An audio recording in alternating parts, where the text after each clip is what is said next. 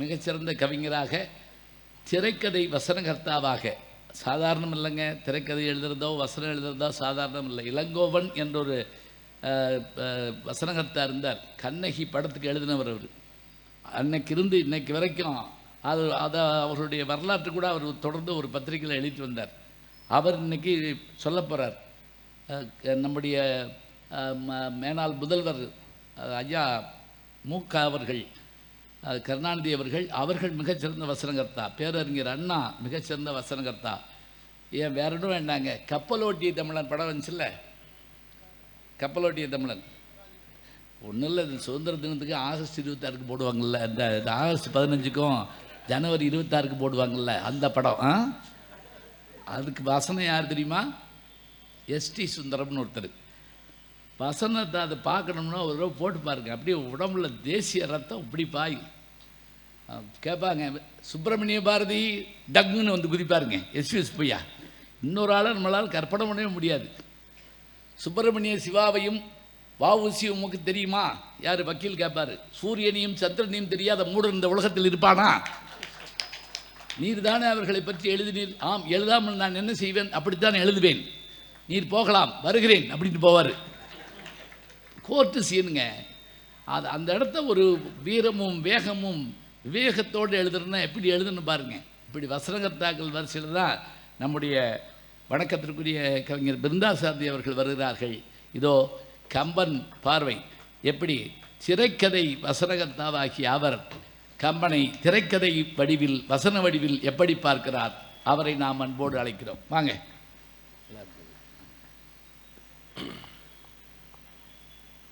புதுக்கோட்டை கம்பன் கழகம் பொன்விழா காணுகிற இந்த ஆண்டில் என்னை பேச அழைத்ததற்காக முதலில் என்னை பரிந்துரைத்த பேராசிரியர் கு ஞானசம்பந்தன் அவர்களுக்கு, பேச அழைத்த புதுக்கோட்டை கம்பன் கழகத்தினுடைய தலைவர் ராமச்சந்திரன் அவர்களே, பேச அழைத்தது மட்டுமல்லாமல் தொடர்ந்து அந்த புத்தகம் அனுப்பவா, கம்பனை பற்றி இவர் எழுதியிருக்கார், அந்த புத்தகம் எழுதியிருக்காங்க, வானதிலேயே கிடைக்கும், இல்லை நான் வேணால் அனுப்பி வைக்கலாமா என்று தொடர்ந்து எனக்கு தொலைபேசியில் பேசி என்னை உற்சாகமூட்டிய செயலாளர் பாரதி அவர்களே, நான் சம்பத் ஐயாவை பார்த்ததில்லை. இங்கே வந்ததற்கு பிறகுதான் அவர் எவ்வளவு பெரிய பணியாற்றியிருக்கிறார். 35 ஆண்டு காலம் இந்த புதுக்கோட்டை கம்பன் கழகத்துக்கு அவர் செயலாளராக இருந்திருக்கிறார் என்பதை தெரிந்து கொண்டேன். இங்கே இருக்கிற படங்களிலெல்லாம் இருப்பவர்கள் கம்பன் கழகத்தை புதுக்கோட்டையிலே வளர்த்த பெருமக்கள் என்பதை இங்கு வந்து தெரிந்து கொண்டேன். இவர்கள் எல்லாரும் மறைந்து விட்டாலும் கூட அவர்கள் ஆற்றிய பணி, இங்கே அவர்கள் விதைத்த விதை இங்கே அறுவடையாக இருக்கிறது என்பதற்கு நீங்கள் இவ்வளவு பேர் கூடியிருப்பதே சாட்சி. நண்பர்களே, பேராசிரியர் ஞானசம்பந்தன் அவர்கள் என்னை குறிப்பிட்டார்கள். ஃபோனில் பேசும்போது நாங்கள் 2 பேரும் பந்து விளையாடுவதை போல், பேட்மிண்டன் பந்து விளையாடுவது, அவர் ஒன்று போட்டார்னா நான் ஒன்று போடுவேன், 1 மணி நேரம் 2 மணி நேரம் பேசுவோம் என்று குறிப்பிட்டார். அப்படி பேசுவது எனக்கு எளிது. உரையாடல் எழுதும்போது எனக்கு நல்ல ஃப்ளோவாக வரும். இந்த மாதிரி உரையாற்ற சொல்லிட்டீங்கன்னா கொஞ்சம் திக்கும். அதனால கொஞ்சம் நீங்கள் அதை எதிர்பார்க்க வேண்டாம். இல்லை 8 திக்கும் கேட்கணும், பேசுங்க. நான் வந்து வசனம் எழுத போனால் கூட வெறுங்கையோடு தான் போவேன். மியூசிக் போடுற மியூசிக் டைரக்டர் வெறுங்கையோடு தான் வருவார். நாங்கள் சிச்சுவேஷன் சொன்னால் அவர் வந்து மியூசிக் போடுவார். ஒரு பேனா வேணால் எடுத்துகிட்டு போகலாம். ஆனால் இந்த கம்பன் கழகத்தில் என்னைக்கு நீங்கள் பேச கூப்பிட்டீங்களோ, நான் பாட புத்தகம் மாதிரி நோட்டு புத்தகம் வாங்கி கம்பராமாயணத்தை படிக்கிறது, குறிப்பெடுக்கிறது. ஒன்று செய்யுங்க, அப்படியே கொடுங்க, புத்தகமாக போட்டு விட்ருவாங்க. ஏன்னா அது வேஸ்ட்டாக போகக்கூடாது, அதுக்காக. ஏன்னா இந்த 1 வாரம் 10 நாளாக இவங்க பேச சொல்லிட்டாங்களே, எல்லாம் பேசுகிறவங்க என்ன இங்கே வந்து என்னென்னா எல்லாரும் கம்பனை படித்தவர்கள்னு வேற சொல்லிட்டாங்க. இங்கே வந்து உட்காந்துருக்கவங்கெல்லாம் தமிழ் பேராசிரியர்கள், தமிழாசிரியர்கள், கம்பெனிலே நல்ல ஆழங்கால் பட்டவர்கள் இவங்க எல்லாருமே. எல்லாம் இந்த பாரதி வந்து உலகம் முழுக்க போய் கம்பராமாயணத்தை பேசுகிறவங்க. இந்த மாதிரி உள்ள நபர்கள்ட்ட போய் நம்ம கம்பராமாயணம் பேசணும் அப்படிங்கிறதுக்காக நம்மளும் கொஞ்சம் புத்தகத்தை எடுத்து படிப்போம். நான் எம்ஏ தமிழ் தான் படித்தேன், அப்போ படிக்கல. அது வந்து மார்க்குக்காக படித்தது, அதனால ஒன்றும் இல்லை. ஆனால் எனக்கு சுந்தரகாண்டம் எனக்கு அப்போ முழுமையாக பாடம். அப்போ சுந்தரகாண்டத்தை உரைநடைகள் லிப்கோ வெளியிட்டிருக்காங்க. அதை படிச்சுட்டு நம்ம எழுதிடுவோம். ராவணன் வந்து சீதையை பார்த்து கூறியவை யாவை அப்படின்னா நம்ம கடன்னு அந்த உரைநடையில் உள்ளதை எழுதி பாஸ் பண்ணிட்டேன். இங்கே கம்பனையே சொல்லணும் என்பதற்காக கொஞ்சம் படித்தேன். அதற்காக கம்பனை தொட்டு பார்க்க வைத்ததற்காக புதுக்கோட்டை மக்களுக்கு என்னுடைய நன்றி. இது என்ன செஞ்சிருச்சுன்னா, ஒரு பாட்டை எடுத்து நான் படிக்கிறேன், அந்த ஒரு பாட்டுக்கு விளக்கம் எழுதுறாங்க, அதுக்கு முன்னுரை ஆசா ஞானசம்பந்தம் பேராசிரியர், அப்புறம் அதுக்கு இன்னொரு புத்தகத்தில் வந்து இந்த பழ பழனியப்பன் இங்கே வந்துருக்கலாம், கம்பன் அடிசூடி பழ பழனியப்பன் அவர்கள் உரைநடையில் ஒரு புத்தகம், சின்ன கையழக ஒரு புத்தகம் போட்டுருக்காங்க. ஆமாம், இப்படி பல புத்தகங்களில் அந்த ஒரு பாட்டுக்கு விளக்கம் பார்க்கும்போது ஐயோ இவ்வளோ நாளாக படிக்காமல் விட்டுட்டோம். எம்ஏ அப்போ பாஸ் பண்ணது பேருக்கு, இப்போதான் உண்மையிலே படிக்க போகிறோம். இது ஊருக்கு, இது ஊருக்கு. நீங்கள் பாட்டு எழுதலாம், நான் எழுதிருக்கேன் போட்டிக்கு. ஆமாம், ஏன்னா வசனம் எழுதலான்னு சொல்லலை நான். அது எனக்கு போட்டிக்கு வரக்கூடாது. ஏன்னா இவர் ஏரியாவில் போய் பாருங்க அப்படின்னா அவங்க ரெண்டு பேரும் சில பேர் இல்லைன்னு சொல்ல அந்த வீட்டில் கேட்டியா அப்படி காட்டி விடுவாங்க, அங்கே போய் கேளு போ அப்படின்னு. அந்த மாதிரி நான் வந்து இதை படிக்க ஆரம்பிச்சதுக்கு பிறகு இப்போ தொடர்ந்து தினசரி இது ஒரு பழக்கமாயிடுச்சு. இப்போ நைட்டு நான் வீட்டுக்கு நான் இன்னைக்கு போனோன்னே கம்பராமாயணம் எடுத்து வச்சுருக்கேன். நான் வாங்கி எவ்வளோ நாளாக ஆயிடுச்சுங்கிறீங்க. அந்த கம்பராமாயணத்தினுடைய முழு பதிப்பு 6 காண்டங்களையும் 8 தொகுதிகளாக கோவை அறநிலையம் 1000 ரூபாய்க்கு வெளியிட்டிருக்காங்க. அவ்வளோ பெரியது, அது 5000 ரூபா விலை இருக்கும் போல இருக்கு. அதை மலிவு பதிப்பாக வெளியிட்டிருக்காங்க.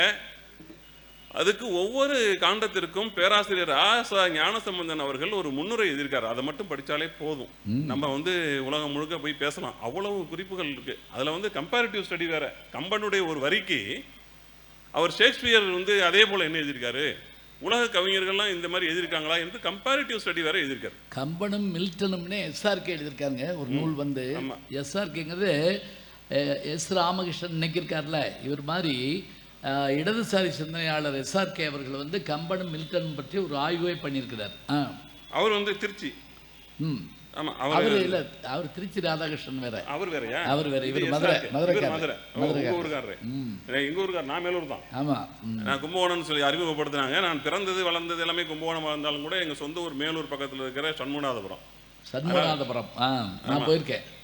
அதாவது இது கிடாரிப்பட்டி பக்கத்தில். கிடாரிப்பட்டி எங்கன்னு கேட்கக்கூடாது, அழகுரோயில் பக்கத்தில். அது எங்கன்னு கேட்கக்கூடாது. நண்பர்களே, நான் திரைப்படங்களுக்கு வசனம் எழுதியிருக்கேன். அதற்கு முன்னாடி எனக்கு ரொம்ப பிடிச்சமானது என்ன அப்படின்னு கேட்டால், பள்ளிக்கூடத்தில் பாடம் படிக்கும்போது எல்லா கேள்விகளுக்கும் பதில் எழுதுறதுக்கு முன்னாடி இந்த இடஞ்சுட்டி பொருள் விளக்கம் தருக அப்படின்னு ஒரு கேள்வி வரும். அந்த கேள்வியில் நான் எனக்கு முழுமையான மதிப்பெண், நான் வந்து 6ஆம் வகுப்பு படிக்கிறதுலேருந்து 12ஆம் வகுப்பு படிக்கிற வரை அந்த ஒரு கேள்வியில் மட்டும் முழுமையான மதிப்பெண் வாங்குவேன். உதாரணமாக, இன்று போய் நாளை வா அப்படின்னு ஒரு வரி கொடுத்துருப்பாங்க, அதுக்கு பதில் எழுதுவேன். இன்று போய் நாளை வா என்ற இந்த தொடர் கம்பராமாயணத்தில் இடம்பெறுகிறது, 1 மார்க் உடனே கிடைச்சிடும். இது யுத்த காண்டத்தில் இடம்பெறுகிறது, 2வது மார்க். இது என்ன சூழ்நிலையில் சொல்லப்படுகிறது, ராமன் சொல்றான் கூற்று, ராமன் கூற்று. இதை ராமன் சொல்றாரு, யாரை பார்த்து சொல்றாரு, ராவணனை பார்த்து சொல்றாரு. ஏன் இன்னைக்கு போயிட்டு நாளைக்கு வான்னு சொல்றாரு அப்படின்னா, அவன் தன்னுடைய மனைவியை கடத்தி கொண்டு போய் தன்னுடைய இடத்தில் அசோகவனத்தில் வைத்திருக்கிறான். அந்த நிலையிலும் கூட போர் புரிந்து அவனுடைய ஆயுதங்கள் எல்லாம் கீழே விழுந்துருச்சு. அந்த சிச்சுவேஷன்ல கூட அவருடைய வீரனுக்கு நிராயுத பாணியோடு சண்டை போடுவது அழகல்ல என்ற சத்திரிய தர்மத்தின் அடிப்படையில் அவன் இன்று போய் நாளை வா என்று சொல்லி அனுப்புகிறான் என்று அந்த தொடருக்கு நான் பதில் எழுதுவேன். இப்படிதான் அதில் வந்து என்னன்னா, அதில் ஒரு இன்னொரு இது என்னன்னா, அந்த மாதிரி ஒருத்தனுக்கு அது வந்து அவனுக்கு சத்திரிய தர்மம் மட்டுமல்ல, அவன் நேற்று சாயங்காலம் என்ன பண்ணியிருந்தான், சீதைகிட்ட போய் பேசியிருக்கான். நான் யார் தெரியுமா, பயங்கரமாக பிரதாபம்லாம் விட்டான். நான் இந்த 3 லோகங்களுக்கும் அதிபதி, நான் உலகத்திலே மிகச்சிறந்த அழகனும் கூட, என்னுடைய வலிமைக்கு ஈடாக எவனுமே தேவர்களும் கிடையாது, மூவர்களும் கிடையாது, என்னோடு நீ இருந்தால் இந்த 3 உலகங்களுக்கும் அரசியாக இருக்கலாம். இப்படியெல்லாம் சொல்லி அந்த பொண்ணுகிட்ட பேசியிருக்கான். இப்போ இது இவருக்கு தெரியாது, ராமனுக்கு தெரியாது. ஆனால் இவன் கடத்தி கொண்டு போய் வச்சிருக்கிறது தெரியும் இல்லையா. இப்போ அவனை திருப்பி அனுப்பும்போது அங்கே போவான்ல, இன்னைக்கு சாயங்காலமும் போவான், யுத்தம் முடிஞ்சோடனே. நேற்று சாயங்காலம் போன மாதிரி இன்னைக்கும் போவான். இன்னைக்கு போய் அந்த பொண்ணை பார்க்கும்போது இவனுக்கு எப்படி இருக்கும்? ம். அந்த பாடல் எனக்கு சொல்ல தெரியாது, நீங்க சொல்லலாம். ஆனால் நான் தொடங்குவேன். வாரணம் பொருத்த மார்பும் வரையிட எடுத்த தோளும் நாரத முறிவர்க்கேற்ற நயம்பட உரைத்த நாவும் தாரணி மௌலிபத்தும் சங்கரன் கொடுத்த வாளும் வீரமும் களத்தே போட்டு வெறுங்கையோடு இலங்கை புக்கான். அந்த மாதிரி ஒரு அவமானம், தெரிஞ்ச பாட்டு சொல்லிட்டேன். அந்த மாதிரி ஒரு அவமானத்தை அவனுக்கு கொடுக்கறதுக்காகவும் இந்த மாதிரி ஒரு வார்த்தையை சொல்றான். நீங்க சண்டைக்கோழி படம் பார்த்திருப்பீங்க எல்லாருமே. இயக்குனர் லிங்குசாமி சண்டைக்கோழி முக்கியமாக ஞாபகம், அவர் கதை வசனம் எழுதுறது எப்படி கம்பராமாயணம் பாதிப்பை கொண்டு வர்றாருங்கிறதுக்காக. அதாவது சண்டைக்கோழி படத்தினுடைய திரைக்கதை விவாதம் அந்த உருவாக்கத்துல நான் இருந்தேன். இல்ல இயக்குனர் லிங்குசாமியினுடைய கதை அவரது எஸ் ராமகிருஷ்ணனுடைய வசனம். அந்த படத்துல ஒரு கிளைமேக்ஸ்ல ஒரு வசனம் வரும். வில்லன் வந்து அவனை பதுங்கி வந்து ஹீரோ அடிச்சு காலி பண்ணுன்னு வருவான். அந்த கிளைமேக்ஸில் அந்த வில்லன் லால் இவங்களெல்லாம் பார்த்துருப்பீங்க. அவனை வந்து அருவாவை தூக்கி வீசுறவனை 7 வாட்டி 8 வாட்டி அருவாவை கீழே விழுகிற அளவுக்கு அவனை வந்து வில்லனை போட்டு துவைச்சிருவான் ஹீரோ. அடித்து கீழே போட்டு அவன் விழுந்ததுக்கு பிறகு சொல்லுவார், டேய் உனக்கு என்னைக்கு அருவா பிடிக்கிற தெம்பு இருக்கோ அன்னைக்கு வா, நான் இந்த ஊரில் தான் இருப்பேன், என்னைக்கு வேணாலும் வா அப்படின்னு சொல்லுவார். இதுக்கு இன்ஸ்பிரேஷன் எதுன்னு பாருங்க, இன்று போய் நாளை வா. அப்படி அவர் நாளைக்கு தான் வர சொன்னாரு. இந்த ஹீரோ நீ என்னைக்கு வேணாலும் வாடா. ஆமா, அந்த அது பாதிப்பு. லிங்குசாமிக்கு ராமாயணத்தை வந்து அவ்வளவு பிடிக்கும்.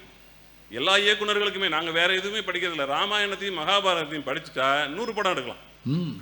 இயக்குனர் பார்வையில், கவிஞர் பார்வையில், வசனகர்த்தா பார்வையில் கம்பன் என்ன, நாங்கெல்லாம் என்ன யானையை பார்த்துட்டு பார்வையற்றவன் சொல்ற மாதிரி.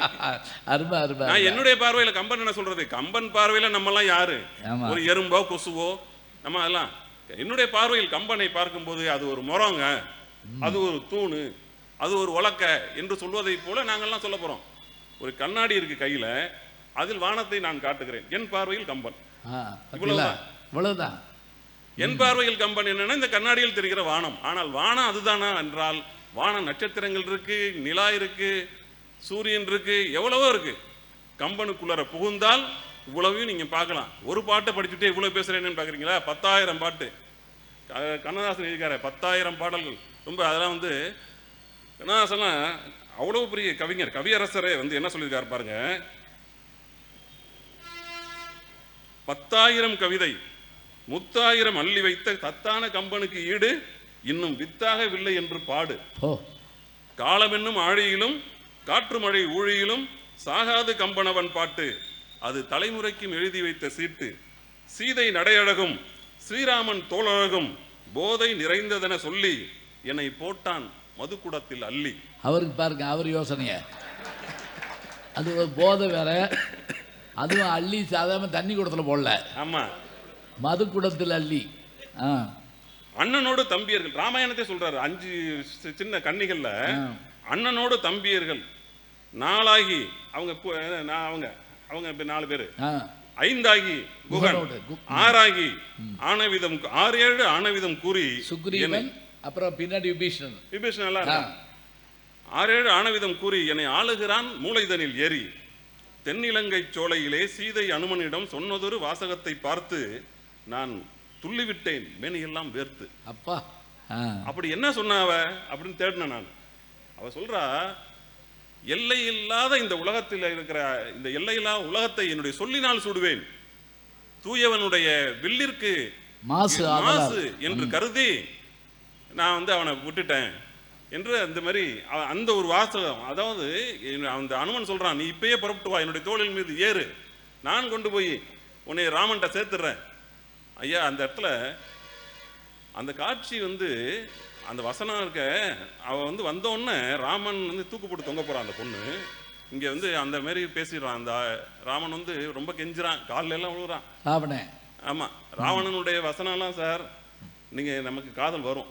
அந்த ராவணன் பேசுற வசனத்தை கேட்டா நமக்கு வந்து ஐயோ இந்த மாதிரி ஒருத்தன் காதலிக்கிறானே, அந்த மாதிரி ஒரு லவ் வசனங்கள்லாம் பேசுவான். அப்படியே அந்த மின்னல் கிடைப்பதை போல் கிடக்கிறாளாம் சீதை அந்த இடத்துல. அதாவது கருங்குன்றத்துக்கு நடுப்புற ஒரு மின்னல் கிடப்பதை போலவும் ஒரு கனி போலவும் அந்த பொண்ணு அங்க இருக்கா. இங்கே வர்றான், வந்து அவங்க ஆரம்பிக்கும் போதே குயிலே அப்படின்னு ஆரம்பிக்கிறான். அந்த மாதிரி ரொம்ப அந்த பொண்ணை வர்ணிச்சு, நீ என்னோட இருந்தாலும் அதெல்லாம் கிடைக்கும், அதெல்லாம் கிடைக்கும், நீ உலகத்தையே ஆளலாம் என்று சொன்ன பொண்ணுகிட்ட அவள் வந்து சொல்கிறா, இங்கே பார், என்னுடைய ராமனை பற்றி உனக்கு தெரியாது, அவனுடைய தோல் வலிமையை பற்றி, அவனுடைய வில்லாற்றலை பற்றி நீ சொன்னிய 7 உலகங்களுக்கு நீ என்னை அரசியாக்குறேன்ட்டு, அவனுடைய அம்புக்கு முன்னால் இதெல்லாம் ஒன்றுமே கிடையாது, தூசாயிடும். அந்த அம்புக்கு முன்னாடி நீ ஒரு ஆளே கிடையாது என்று சொல்லி அவனை விரட்டும் போது அவன் சொல்றான், இங்க பார், இப்பயே உன்னை நான் கடிச்சு சாப்பிட்டுருவேன். அப்படி அதை 3 விஷயம் பண்ணாங்க. முதல்ல ஆசை காட்டினான், 2வது பயமுறுத்தினான், 3வது காலிலே விழுந்துட்டான். அடுத்தது காலில் விழுந்துட்டான். காலில் 10 தலையும் மண்ணில் படுவதை போல காலில் விழுந்தானா பாருங்க. ஒரு தலை விழுந்தாலே எப்படி, 10 தலை விழுகுது. 10 தலை காதல். அந்த மாதிரி 10 தலையும் வந்து மண்ணில் படுவதை போல சொன்ன மாதிரி அது ஒரு தலை காதல். 10 தலையா இருந்தாலும் அது ஒரு தலை காதல். அது ஒரு தலை காதல் தான். அந்த மாதிரி 10 தலை 3 விதமாகவும் அந்த பொண்ணை வந்து கொஞ்சி பார்த்தான், கெஞ்சி பார்த்தான், மிரட்டியும் பார்த்தான், மிஞ்சியும் பார்த்தான். எதுவும் நடக்கல. இந்த மாதிரி ஒரு சீன்ல அதுக்கு பிறகு இனிமேல் வாழ வேண்டாம், இது ரொம்ப மோசமா போயிட்டு இருக்கு அப்படின்னு சொல்லி அந்த பொண்ணு, ஒரு குட்டி பொண்ணு, இவன் வந்து மலை மாதிரி இருக்கான், போய் அங்க இருக்கிற ஒரு கொடியின் மீது பக்கத்துல நின்று தூக்கு போட்டுக்கலான்ட்டு போறான். இப்ப அவளை காப்பாற்றணும், சீதைய காப்பாற்றணும். அனுமன் வந்துட்டாரு. அனுமன் வந்துட்டாரு. அங்க சுந்தரகாண்டம் பாடமா வச்சாலும் எம்ஏ இன்னைக்கு அதை படிப்போம். அவன் பார்த்தா அங்க போயிட்டு இந்த பொண்ணை போய் பிடிச்சி தூக்கலாம் அல்லது தடுக்கலாம் அப்படின்னா ஏதாவது தப்பாயிருமோ, இப்போ ஏற்கனவே தூக்கு போட்டு தொங்க தலையை விட்டானே என்ன பண்றது, தொங்கிட்டானே என்ன பண்றதுன்னு சொல்லிட்டு சில பேர் காப்பாற்ற போய் கொள்ளுவாங்க, பார்த்துருக்கீங்களா? அவன் லேசா தூங்கி அப்பா ஆடு பிடிச்சி இழுத்துருவாங்க. அப்படியே அந்த மாதிரி ஆயிடக்கூடாதுன்னு சொல்லி அங்க போய் ராமநாமத்தை ஜபிக்கிறான். ராமனை பற்றி பேச ஆரம்பிச்சோன்னா அந்த பொண்ணு ஏதோ நம்ம ஆளை பத்தி ஒருத்தன் பேசுறானே, யார் அது? ஏன்னா இந்த ஊர்ல யாருமே பேசுறது இல்லை, ராவணனை பற்றி தான் புகழ்றாங்க அந்த அரக்கிகள் எல்லாருமே, எங்க பார்த்தாலும் ராவண கோஷங்கள். இங்க ராமன் ஒருத்தன் சொல்றானேன்னு சொல்லி திரும்பி பார்க்கறா, ஒரு ஆள் புதுசா நிற்கிறான், வானரம். அவனை பார்த்த உடனே நீ யாருன்னு கேட்குற, இந்த மாதிரி எனக்கு அவன் வந்த வரலாறுலாம் சொல்றான், நான் யாரு, சுக்ரீவனுடைய தொண்டன், இந்த மாதிரி ராமர் வந்து எங்கள்கிட்ட வந்து எங்களுக்கு ஒரு உதவி செஞ்சாரு, அவன் கூட்டணி, சுக்ரீவனும் ராமனும் ஒரு கூட்டணி, அந்த காலத்திலேயே ஒரு கூட்டணி ஆட்சி அமைச்சு ஜெயிக்கிற கூட்டணி. அப்ப அதை இந்த வரலாறுலாம் சொல்றாரு அவர். நான் சுக்ரீவனுக்காக வந்து அவனை போய் சந்திச்சேன், ராமனை சந்திச்சேன், அவரு தன்னுடைய வேண்டுகோளுக்கு இணங்க எங்களை வந்து இது மாதிரி அனுப்பிச்சிருக்காரு, நாங்கள் வந்து 4 திசைகள்லையும் எங்களுடைய வானரப்படை போயிருக்கு, தென் திசை நோக்கி நான் வந்தம்மா, நீ இங்கே இருக்கிறத பார்த்தோன்னே ராமர் வந்து பயங்கரமாக சந்தோஷப்படுவார், எல்லா கதையும் சொல்லிட்டு நீ வந்து தற்கொலை பண்ணிக்கிறது நியாயமே இல்லை, உனக்காக அங்கே நீ வாடுவதை போலவே அங்கே ராமன் வாடுறான் அப்படின்ற கதையெல்லாம் சொல்லி நீ தற்கொலை பண்ணிக்காத, உனைய தோளில் ஏறு, நான் கொண்டு போய் விட்டுடுறேன் அப்படின்னு சொல்லும்போது தான் இந்த வார்த்தை சொல்கிறான். இதை தான் கண்ணதாசன் வந்து சொல்கிறார், எல்லையில்லாத இந்த உலகத்தை என்னுடைய சொல்லினாலே சுட முடியும், ஆனால் என்னுடைய ராமனுடைய வில்லுக்கு அது இழுக்கு. கணவன் மேலே அவருக்கு எவ்வளோ பக்தி, காதல், மரியாதை இருந்ததுன்னா அவளாலே முடியுமா? அவ சொல்றா, என்னாலே முடியும், இந்த ராவணனை வந்து நான் வந்து வீழ்த்துவதற்கு, இவனை வந்து அழிப்பதற்கு என்னாலே முடியும், ஆனால் அது இவன் என்ன பண்ணானோ அதே காரியத்தை நீயும் பண்ணாத. இவன் வந்து யாருக்கும் தெரியாம அப்படியே கொண்டு வந்தான், இந்த பார், அவனுடைய நிழல் கூட என் மீது பட்டது கிடையாது, ஒரு ஆடவனின் நிழல் என் மேல் பட்டால் கூட நான் இறந்து விடுவேன். அப்படியே வந்து பர்ணசாலையை தூக்கிட்டு வந்து வச்சா, அந்த பர்ணசாலையில் தான் நான் இன்னும் இருக்கேன் என்பதையெல்லாம் ராமனிடம் போய் சொல்லு, ராமன்ட்ட என்று அதெல்லாம் சொல்லிட்டு இந்த வார்த்தையை சொல்வதைத்தான் கண்ணதாசன் வந்து இவ்வளவு அந்த ஒரு வரியில இந்த 5-6 கண்டிகள்ல கல்லிருக்கும் தென்னிலங்கை சோலையிலே சீதை அனுமனிடம் சொன்னதொரு வாசகத்தை பார்த்து நான் துள்ளிவிட்டேன், மேனியெல்லாம் வேர்த்து, கல்லிருக்கும் கூந்தலினால் உள்ளிருப்பாள் என்று சொல்லி பல்லமிடும் ராகவனின் அம்பு, அது பாட்டல்ல உண்மை என்று நம்பு. இது கிளைமேக்ஸ். அது வந்து கடைசியில் கிளைமேக்ஸில் ராவணன் மீது அம்பு விடும்போது அந்த அம்பு உள்ளர தொலைச்சு உள்ளர போகுதான். ஏன் அப்படி போகுதுன்னா, உள்ளர ராவணனுடைய மனதினுடைய அணுக்கள்லையாவது சீதையினுடைய நினைப்பு இருக்கும்ல, அதையும் அழிக்கணுமா. அதுக்கு தான் வந்து பல்லவனிடம் ராகவனின் நம்பு, அது பாட்டெல்லாம் உண்மை என்று நம்பு என்று சொல்லிவிட்டு அந்த இது வந்து காலமென்னும் ஆழியிலும், காலம் என்பது ஒரு மாபெரும் கடல், காற்று மழை ஊழியிலும் சாகாது கம்பனவன் பாட்டு அது தலைமுறைக்கும் எழுதி வைத்த சீட்டு என்று கவியரசர் கண்ணதாசன் கம்பனை போற்றுகிற இந்த பாடல். இதை படித்தேன். இப்படி வரிசையாக படித்துக் கொண்டிருக்கிற போது பாரதியார் கல்வியில் சிறந்த தமிழ்நாடு என்று சொன்னவர், அதுக்கு ஆதாரம் என்ன? கல்வியில் சிறந்த தமிழ்நாடுனா எது? என்ன சரி, அதுக்கு ஏதாவது எவிடன்ஸ் இருக்கான்னு பார்த்தா புகழ் கம்பன் பிறந்த தமிழ்நாடு. அடுத்த வரியில் அவர் சொல்றார். ஏன்னா இந்த புத்தகத்தில் இதுக்கு முன்னாடி சொன்னாங்க இல்லையா, அதில் வந்து என்னென்ன இல்லை. கம்பராமாயணத்தை படித்தால் உங்களுக்கு உலகத்தில் இருக்கிற எல்லா கல்லூரிகளில் நீங்கள் பாடம் படிக்கிறீங்க இல்லையா, கணக்கு வேணுமா கணக்கு படிக்கலாம், தமிழ் இலக்கியம் படிக்கணுமா இலக்கியம் படிக்கலாம், வரலாறு படிக்கணுமா புவியியல் படிக்கணுமா, எல்லாவற்றை பற்றிய ஞானமும் இந்த கம்பராமாயணத்தில் இருக்கு என்பதற்கு கல்வியில் சிறந்த தமிழ்நாடு புகழ் கம்பன் பிறந்த தமிழ்நாடு என்று பாரதியார் இப்படி பலரால் இப்படி உலகத்தினுடைய மிகச்சிறந்த நம்முடைய தமிழினுடைய அடையாளங்களான இவ்வளவு பெருமக்களால் பாராட்டப்பட்டது என்றால், நம்ம ஒவ்வொருவருமே அந்த ராமாயணத்தில் இருக்கிற ஒவ்வொரு பாட்டை ஒரு நாளைக்கு படித்தா கூட நாம் அந்த உணர்வை நம்ம பெற முடியும். அதாவது நான் வந்து இங்கே இருக்கிற இவங்களுக்கு தெரியுமான்னு தெரியல, கல்லூரிகளில் போனால் ஒரு வசனம் சொல்லுவேன், நான் எழுதின ஒரு வசனம். அந்த மாணவர்கள் வந்து அவங்களுக்கு தெரியும் எனக்கு தெரியும்னு சொல்லுவாங்க. அது என்னென்னா, சமந்தா ஒரு படத்தில் சொல்லுவாங்க சூர்யாவை பார்த்து, நீ நிதானமாக இல்லை, உன் கால் தரையில் படலை, முதல்ல நில்லு. அதான் சில பேருக்கு தெரியுது. சொல்லு, முதல்ல நில்லு அப்புறம் சொல்லு. இந்த வசனத்தை போனோம்னா கல்லூரிகளில் இளைஞர்களுக்கு சின்ன குழந்தைங்களுக்கு அவங்களுக்கெல்லாம் சொல்லுவாங்க, நான் எழுதின வசனம். இதெல்லாம் எழுதுறதுக்கு இந்த மாதிரி தமிழில் போய் நான் வந்து ஒரு இலக்கியத்தில் கொஞ்சம் கவிதை எழுதுறத, கவிதை மேலே இருக்கிற இந்த ஒரு தொடர்பினால் காரணம் தான் இந்த மாதிரி ரிதமேட்டிக்காக இந்த டைலாக்லாம் என்னால் எழுத முடியுது. அதே போல் சில வசனங்கள் வந்து கம்பராமாயணத்தில் மிகச்சிறந்த வசனங்கள். அதாவது அவ வந்து இந்த ராவணனுக்கும் சீதைக்கு நடக்கிற உரையாடலை பற்றி சொன்னேன். அதே போல் சுக்ரீவன் வாலிக்கும் ராமனுக்கும் நடக்கிற அந்த ஒரு அந்த கிஷ்கிந்தா காண்டத்தில் இடம்பெறுகிற அந்த உரையாடல்களில் அவன் வைக்கிறான் பாருங்க. வாலி எப்படி வசனத்தினுடைய லாஜிக் வைக்கிறான் பாருங்க.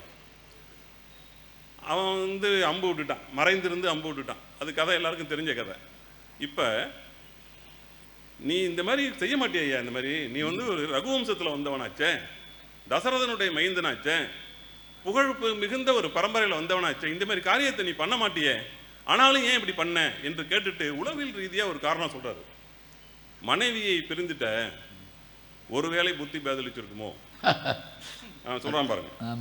அதை வந்து முதல்ல எடுத்த உடனே வசனம் எழுதும்போது கதாபாத்திரத்தினுடைய மனநிலையில போய் நமக்கு வசனம் எழுதணும். அதை வந்து இப்படி கற்றுக் கொடுக்குறாரு. அதை வந்து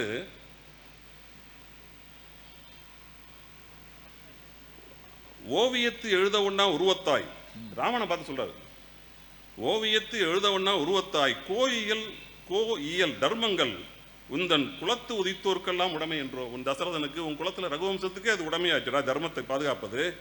ஆவியை சனகன் பெற்ற அன்னத்தை அமிழ்தின் அந்த தேவியை பிரிந்ததன்னை திகைத்தனை போலும் செய்கை. ஆமா, நீ ஏன் இப்படி ஆயிட்டன்னா, ஆவியை சனகன் பெற்ற அன்னத்தை அமிழ்தின் வந்த தேவியை பிரிந்ததாலே திகைத்தனை போலும் செய்கை. உனக்கு என்ன பைத்தியம் பிடிச்சி தெரியுமா? நீ நல்லா தான் இருந்த பாவம், அந்த அம்மா உன்னை விட்டு போனால, அன்னைக்கு நீ உனக்கு ஒரு மாதிரி கொஞ்சம் பேதலிச்சிருச்சு. இப்படித்தான் சொல்லணும். இதை இப்போ இங்கிலீஷில் சொன்ன வைவாங்க, பேதலிச்சிருச்சு. மேத்தா எழுதியிருப்பார், ஒரே ஒரு நிமிஷம். மேத்தா ஒரு கவிதை எழுதியிருப்பார், நாளது தேதியில் என்று எழுதினால் மாலது தேதியில் என்று எழுத வருகிறது. அரசு பதில்களை படித்து பார்த்தால் சரசு பதில்களாக சத்தியமாய் தெரிகிறது. இப்படியே வரிசையாக சொல்லிக்கிட்டே வந்து, காரணம் மனைவி ஊருக்கு போய் 3 நாள் ஆயிற்று அப்படின்னு எழுதார். மேத்தாவுக்கு அந்த கதி அப்படின்னா, இவனுக்கு ராமனுக்கு என்ன ஆயிருக்கும் பாருங்க. அவன் ஸ்திரப்பறைங்க இருந்தாலும் இப்படி ஆயிடுச்சு. அரக்கர் ஒரு அழிவு செய்து கழிவறையில் அதற்கு வேறு ஒரு குறக்கினது அரசை கொள்ள மனுநீதி கூறிட்டுண்டோ. ஏண்டா உன்னை வந்து அரக்கர் வந்து உன்னைய வந்து உன் மனைவியை வந்து தூக்கிட்டு போயிட்டான், அதுக்காக குறக்கினத்தில் வந்து இருக்கிற என்னைய வந்து ஏன்டா நீ வந்து கோபத்தை காட்டுற, எங்கேயோ அடி வாங்கிட்டு இங்கே வந்து உன் கோபத்தை காட்டுற. அடுத்தது வரிசையா அந்த பாயிண்ட்ஸ் அவன் டெவலப் பண்ணிக்கிட்டே போறான். அடுத்தடுத்து ராமன் வந்து ஒண்ணுமே பேச முடியாத அளவுக்கு அந்த வாதங்கள். யானையை வெல்வதற்கு சிங்கத்தின் துணையை கேட்டால் நானே வந்திருப்பேன். போயும் ஒரு முயல்கிட்ட போய் துணையை கேட்கிறேன். தம்பி சுக்ரீவன் போய் கேட்கிறேன், நானே வந்துருவேனே. நீ உனக்கு மனைவியை தேடணும் அவ்வளவுதானே. நேரடியா வந்து நான் தான் இந்த ஊருக்கு ராஜா, என்கிட்ட கேட்டா நான் தரமாட்டேனா?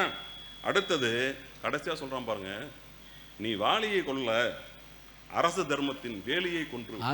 அடடே, வாலியை கொல்லல, அரச தர்மத்தின் வேலியை கொன்றாய்.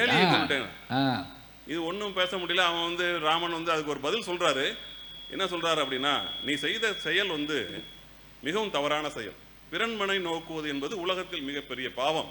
அதை செய்ததால் நான் உன்னை கொல்ல வேண்டியதா போயிடுச்சு என்று சொல்றாரு. அது அவன் ஏற்கனவே அவன் பேசிட்டான். இது வந்து உங்க கேட்டகரி வேற மனிதர்கள், நாங்க குரங்கு, எங்களுக்கு உன் தர்மம் வந்து இந்த சட்ட செல்லுபடி ஆகாது என்று சொல்லிட்டான். அது எடுபடல. ரெண்டாவது ஜூரிஸ்டிக்ஷன், நீ உன்னுடைய நாடு வேற, இது எங்க எல்லையில் நாங்க இதெல்லாம் செய்வோம், இதெல்லாம் பழக்கம், அயோத்தி பக்கம் வச்சுக்கோ, இங்க வராத என்று அப்படி சொல்லிட்டான். அதுக்கப்புறம் லட்சுமணன் வந்து இன்னொரு வாதம் வைக்கிறான்.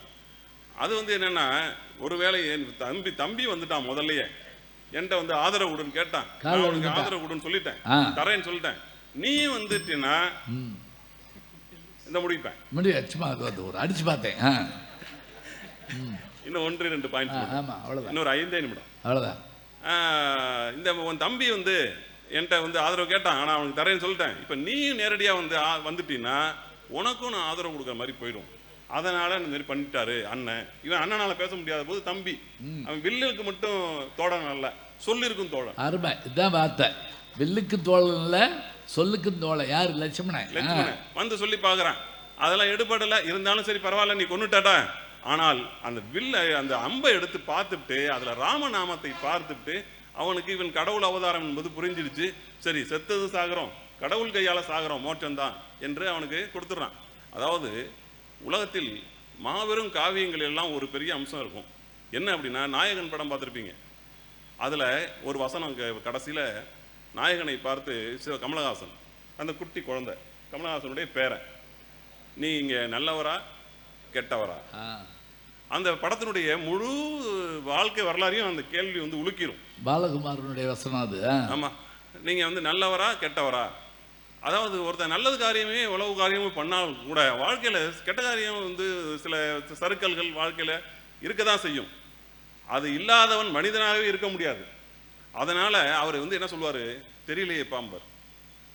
மாபெரும் காவியங்கள் இருக்கிற நாயகர்கள் எவ்வளவு குணநலன்களோடு படைக்கப்பட்டாலும் அவர்களுடைய குணநலன்கள் கூட ஒரு சிறிய உடைசலை வைப்பது காவிய கர்த்தாக்களுடைய வழக்கம். அப்பதான் உடைந்த பாத்திரத்திலிருந்து தான் ஓசை உண்டாகும்.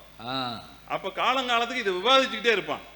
ராமாயணத்தை வந்து முழுமையான ராமனை வரவழைச்சிட்டீங்கன்னா அது அப்படியே நல்லா கடவுள் கும்பிட்டுட்டு போயிட்டே இருப்பான். ஸ்ரீரங்கத்தில் போய் சாமி கும்பிட்டு வர மாதிரி வந்துகிட்டே இருப்பான். ஆனால் ராமனை பற்றி இவ்வளவு பெரிய விவாதம் நடக்கணும்னா அதுல இந்த மாதிரி, ஏன்னா அவன் கதை எழுதுறவனுக்கு தெரியாதானே. நம்ம வந்து மறைந்திருக்காம நேரடியாக போய் அம்பு விட்டா கதை எழுதும் போது அப்படி எழுதிடுறோம். நேரடியாக வந்து அம்பு விட்டாரு, வாலி செத்தான் என்று நம்ம எழுதிட்டா யாரும் கேள்வி கேட்க முடியாது, இந்த விவாதங்களும் கிடையாது. ஆனால் இந்த கதை நீண்ட காலத்திற்கு விவாதிக்கப்பட வேண்டும் என்றால் இப்படி ஒரு கதாபாத்திரத்தில் ஒரு சிறிய விரிசலை வைக்க வேண்டும் என்று காவியகர்த்தாவுக்கு தோன்றி இருக்கிறது. அது மட்டுமல்ல நண்பர்களே, எனக்கு கொடுக்கப்பட்ட 5 நிமிடத்தில் இன்னொரு 3 நிமிடத்தில் ஒரு செய்தி சொல்றேன். இந்த திரைக்கதை என்பது ஒரு செஸ் போர்டு மாதிரி. அதில் கதாபாத்திரங்களை எல்லாம் நாங்கள் வரிசையாக எடுக்கும். இந்த பக்கம் அந்த கட்டங்களில் ஒரு கருப்பு குதிரைகள், ஆப்போசிட்டில் வெள்ளை குதிரைகள், இந்த குதிரைகள்லாம் அடுக்குவோம். இப்போ ராமன் குணநலங்களில் சிறந்தவன், அவனுடைய மனைவி சீதை, இந்த பக்கம் லட்சுமணன், பரதன் என்ற உன்னதமான ஒரு தம்பி, அரச பதவி எனக்கு வேண்டவே வேண்டாம், உனக்கு கொடுக்கலன்னா நான் ஏற்றுக்கொள்ள மாட்டேன், நான் துறவர உடையிலே இருப்பேன், செருப்பை வந்து கூட வந்து சிம்மாசனத்தில் வைக்கிறான், அந்த மாதிரி ஒரு தம்பி. சத்ருகணன், அந்த கதாபாத்திரத்தை நான் வந்து எங்கெங்கெல்லாம் தேடி பார்க்குறேன், சத்ருகணன் இருக்காங்களேன்ட்டு. அவன் 2 இடத்துல வந்தான். நான் என் கண்ணில், உங்களுக்கு நிறைய தெரியலாம், அவனை ஆளே காணும். பல இடங்களில் படிச்சுட்டு இருக்கும்போது என்னடா தம்பின்னு ஒருத்தன் இருக்கான், ஆனந்தம் படத்தை கடைசி தம்பி ஒருத்தன் இருப்பான். அந்த கடைசி தம்பிக்கு கதாபாத்திரத்துக்கு வேலையை வைக்கலையே அப்படின்ட்டு ஒரு இடத்துல வந்தான் சார். அவன் வந்து என்னன்னா, பரதன் வந்து கிளைமேக்ஸ் டென்ஷன் வைக்கிறான் பாருங்க.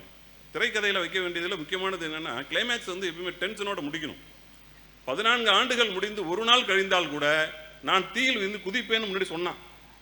ராவணன் அங்கே ராவணனை ஜெயிச்சுட்டான், ஊருக்கு வரணும், அயோத்திக்கு வர்ற வழியில் ஒரு ஆசிரமத்தில் போய் அங்கே ஒரு விருந்துக்கு கூப்பிட்டார். விருந்துக்கு போகலைன்னா அந்த முனிவர் கோச்சிப்பார். அதனால் அங்கே இறங்கும்போது இந்த அனுமனை அனுப்பி நீ போய் பாரு, அவன் வந்து ஏதாவது பண்ணாலும் பண்ணிடுவான்னா, அதே போல அவன் வந்து யாக குண்டத்தை வளர்த்து ஸ்பீட் போஸ்ட் அவர்தான் ஸ்பீட் போஸ்ட் ஏபிடி. அப்போ அவர் போறாரு. போற நேரத்தில் வந்து அவன் வந்து இதில் குதிக்கிறதுக்கு தயாராக இருக்கான். அப்போ குதிக்கும் போது நான் இந்த அயோத்திக்கு இல்லாமல் போனால் ராமனும் இல்லை லக்ஷ்மணனும் இல்லை, நான் குதிச்சுட்டா நீ பார்த்துக்க என்று சத்ருகனனை பார்த்து பரதன் சொல்றான். சத்ருகனன் சொல்றான், ஏண்டா அண்ணன் வந்து அண்ணனுடைய பதவி எடுத்து உனக்கு கொடுத்தால் நீ தீக்குள்ள குதிப்ப, ஆனால் அவனுடைய பதவியை நான் மட்டும் ஏத்துவேன் எப்படி நினைச்ச? நான் நீ குதிச்சதுக்கு பிறகு நானும் குதிப்பேன். ஆனந்தம் படத்துல ஒரு வசனம், அதுல நீங்க ஆனந்தம் நிறைய பேர் பார்த்துருப்பீங்கன்னு நினைக்கிறேன். இப்ப பாண்டியன் ஸ்டோர் பார்த்துட்டு இருப்பீங்க எல்லாரும், நம்ம கதை தான். நீங்க கம்பன் கதை எடுக்கலையா? அது மாதிரிதான். அந்த மாதிரி அதுல அந்த முரளி ஒரு வசனம் பேசுவார். இந்த மாதிரி வேற ஒரு பொண்ணை வந்து அந்த அப்பாஸ் 3வது தம்பி வந்து அடுத்த குடும்பத்தில் ஒரு பெரிய பண்ணையார் வீட்டு பொண்ணை சினேகாவை லவ் பண்ணிட்டான். அவனை வேணா வந்து அவங்க வீட்டோட மாப்பிள்ளைய கேட்குறாங்க, அனுப்பி வச்சிருவோம் அப்படின்னு சொல்லும்போது, அன்னைக்கு நீ பண்ணலையே, அன்னைக்கு இதே போல் மம்முட்டியை கேட்டாங்க, ஏன்டா 3 தம்பி ஏதோ ஒரு கடகணியில் வேலைக்கு சேர்த்து விட்டுருவோம், நீ எங்கள் வீட்டுக்கு வந்து வீட்டோட மாப்பிள்ளையா இருக்கலாம், நல்லா ராஜா மாதிரி இருக்கலாம்னு சொல்லும்போது, நீ போகலையே, எங்களை நினச்சி நீ இங்கே இருந்தில்ல, உன் உடம்புல ஓடுறதுனாடா என் உடம்புலையும் ஓடுறதுன்னு கேட்பான். அதே போல் அந்த வசனம்லாம் நம்ம ராமாயணத்தை படித்ததுனால வந்திருக்கு. சத்ருகனன் அந்த இடத்துல வர்றான். சத்ருகனன் சொல்கிறான், அந்த மாதிரி நீ தீக்குள்ளே குதிச்சதுக்கு பிறகு நானும் பின் தொடர்ந்து, சத்ருகனன் கண்டுபிடிச்ச இடம், இன்னும் நிறைய வேறு இடங்கள் கூட உங்களுக்கு தெரியலாம், நான் பார்த்த இடம் அது. இப்படி அந்த கதாபாத்திரங்கள் எல்லாம் வரிசையாக அடுக்கிட்டு வர்றார். இந்த பக்கம் சீதை, ராமன், பரதன், சத்ருகுணன், அனுமன், அவர் வந்து சண்டைக்கோழி படத்தில் வந்து இவர் வர்ற மாதிரி ராஜகிரண் என்ட்ரி மாதிரி அவர் இன்ட்ரோல்கிட்ட வருவார், ஒரு என்ட்ரி. அப்படி வரிசையாக கதாபாத்திரங்கள் அடிக்கிறதுக்கு பிறகு ஆப்போசிட்டில் ராவணன், அவனுடைய அண்ணன் தம்பி விபீஷணன், கும்பகர்ணன், அரக்கர் குலத்தில் உள்ள மற்ற கதாபாத்திரங்கள் எல்லாம் வச்சுட்டு இப்போ இங்கே ஒரு காய் நவுத்துனா அங்கே ஒரு காய் நவரணும். முதல்ல இருந்து ராவணனுடைய என்ட்ரி எங்கே வருது? இன்ட்ரோல் கிட்ட வருது. ஆனால் இங்கே கதையை நடத்துவதற்கு குழந்தை பிறக்குது, ராமன் என்ற குழந்தை பிறக்குது, ஹீரோ என்ட்ரி வச்சாச்சு, பிரமாதமான ஒரு ஹீரோ என்ட்ரி. என்னது, அவன் வயசுக்கு வந்த உடனே குழந்தையிலேருந்து அவனை பெரியவனை காமிச்ச உடனே எப்படி ஹீரோ என்ட்ரின்னா, ஒரு கமர்ஷியல் படம் போல ஒரு ஹீரோ என்ட்ரி வைக்கிறாரு. விஸ்வாமித்திரர் கூட்டி போய் காட்டில் தாடகை என்ற ஒரு மாபெரும் அரக்கியோடு ஒரு சண்டையை போட வைக்கிறாரு. அந்த சண்டையில் ராமர் ஜெயிக்கிறாரு. அது ஒரு ஹீரோ என்ட்ரி போல அது இந்த வச்சாச்சு. அந்த பக்கத்தில் ஏதாவது நடக்கணுமே அப்படின்னா அங்கே எதுவுமே காமிக்கல. அவர் எழுதுறாரு, இதில் கைகேயி இடம் வந்து கூனி அந்த இதெல்லாம் அவளுடைய வாதங்கள் எல்லாம் வைத்து, உன் பையனை வந்து நீ அரசனாக்கலைன்னா நாளைக்கு உன் கதி அதோ கதி தான், நீ ஒரு அனாதை போல தான் இந்த அரண்மனையில் இருக்கணும் என்று சொல்லும்போது, அதுக்கப்புறம் கம்பன் கூற்றாக ஒரு வரி எழுதுறாரு. என்ன அப்படின்னா, அது கூனியினுடைய வாசகத்தினால் மட்டுமல்ல வந்து கைகை மனம் மாறியது, அங்க அரக்கர் குலத்திற்கு விதி ஏதோ வேலை செய்தான், அரக்கர் குலம் அழிய வேண்டும் என்று. முனிவர்களுடைய தவமும் தேவர்களுடைய வரமும் சேர்ந்துதான் கைகையினுடைய மனம் மாறிச்சான். அதான் மாறிச்சான். இவருடைய குரல் மட்டும் இல்ல, இவளுடைய கூனியினுடைய வாதங்களால் மட்டும் அவள் மனம் என்ன, ஒரு வேலை பணிப்பெண், ஒரு பணிப்பெண்ணுடைய வாதங்களை கேட்டு ஒரு அரசி மனம் மாறினாள் என்று சொல்வதற்கு இவருக்கே பொறுக்கல. அதனால் தேவர்களுடைய வரம், முனிவர்களுடைய தவம் இதெல்லாம் சேர்ந்து அரக்கர் குலத்திற்கு அழிவு உண்டாகும் அப்படின்னு சொல்லி, அதனாலையும் அந்த அந்த செஸ் போர்டை நவுத்தும் போது அந்த பக்கம் ஒரு மூவ்மெண்ட்டே இல்லையே, அதனால இப்படி ஒரு வார்த்தையை போடுறாரு. இப்படி திரைக்கதை அமைப்புக்கு கற்றுக்கொள்வதற்கு ஏராளமான செய்திகள் கம்பராமாயணத்தில் இருக்கிறது. பேச சொன்னால் நான் ஒரு 10 நிமிடம் பேச முடியும் என்றாலும் கூட வாய்ப்புக்கு நன்றி கூறி விடைபெறுகிறேன். வணக்கம்.